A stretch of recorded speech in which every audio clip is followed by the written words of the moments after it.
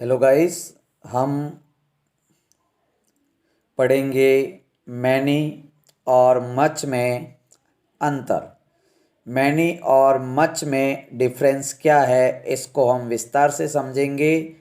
तो आपसे छोटी सी रिक्वेस्ट है, वीडियो के अंत तक ज़रूर बने रहिएगा। और मच और मैनी, मच और मैनी में डिफरेंस क्या है, तो सबसे पहला पॉइंट तो आप याद रखेंगे कि मच और मैनी का प्रयोग ऑब्जेक्ट के रूप में, मच और मैनी का प्रयोग ऑब्जेक्ट के रूप में केवल याद रखेंगे इंटरोगेटिव सेंटेंस और नेगेटिव सेंटेंसेस, नेगेटिव सेंटेंसेस के साथ ही होता है।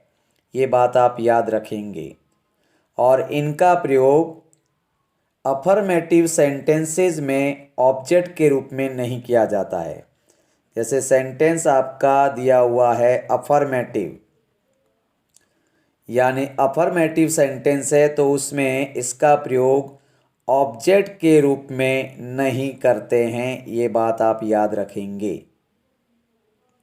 दूसरी बात, यदि आप इनका यानी अफर्मेटिव में सब्जेक्ट और ऑब्जेक्ट के रूप में प्रयोग करना चाहते हैं, तो मच और मैनी से पहले, मच और मैनी से पहले आपको ऑब्जेक्ट के रूप में ये शब्द लगाने पड़ेंगे एज, सो और टू।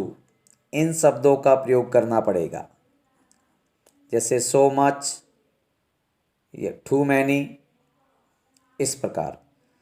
दूसरी बात, मच और मैनी तो समझ लेते हैं।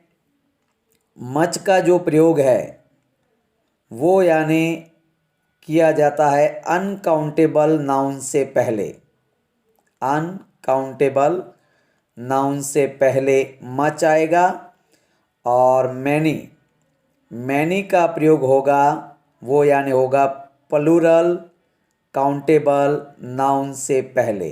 अब हमारी जो एक्सरसाइज दी हुई है इसको हम हल करते हैं।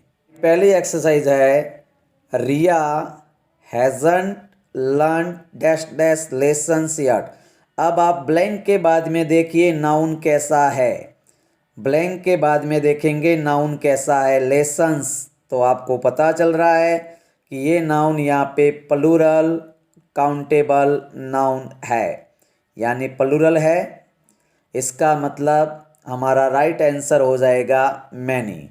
और हमने पहले पढ़ा कि इसका प्रयोग नेगेटिव और इंट्रोगेटिव में होता है और ऑब्जेक्ट के साथ में। तो देखिए हमारा सेंटेंस भी ये नेगेटिव है और इसका प्रयोग देखिए वर्ब के बाद में हो रहा है, यानी ऑब्जेक्ट के रूप में। नेक्स्ट क्वेश्चन से, how dash dash milk do you want in your T.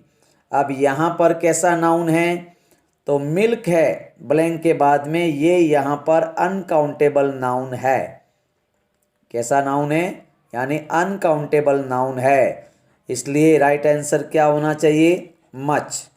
How much milk do you want in your T. Next में दिया है डैश डैश और स्टूडेंट्स अटेंडेड द फंक्शन। अब ब्लैंक के बाद में देखिए स्टूडेंट्स, ये यहाँ पे प्लूरल नाउन है और काउंटेबल है, यानी हमारा आंसर आ जाएगा मैनी। जैसे अगर आप कहना चाहते हैं कि मेरे बहुत से मित्र है और आपने लिख दिया कि I have many friends, I have many friends, ये आपने लिखा। तो देखिए ये वाक्य यहाँ पर अफर्मेटिव है और अफर्मेटिव में मैनी और मच का प्रयोग यानी ऑब्जेक्ट के रूप में नहीं होता है। इसका मतलब ये सेंटेंस आपका गलत है। तो मैनी के स्थान पर हम क्या लगाएंगे, तो इसके स्थान पर आप लिख सकते हैं लॉट्स ऑफ। ऐसे आप बोल सकते हैं I have lots of friends. Options में ध्यान रखना, अगर यहाँ पे ब्लैंक है और ऑप्शंस में लॉट्स ऑफ दिया हुआ है तो राइट आंसर आएगा लॉट्स ऑफ। वीडियो अच्छा लगे तो लाइक और शेयर ज़रूर कीजिएगा।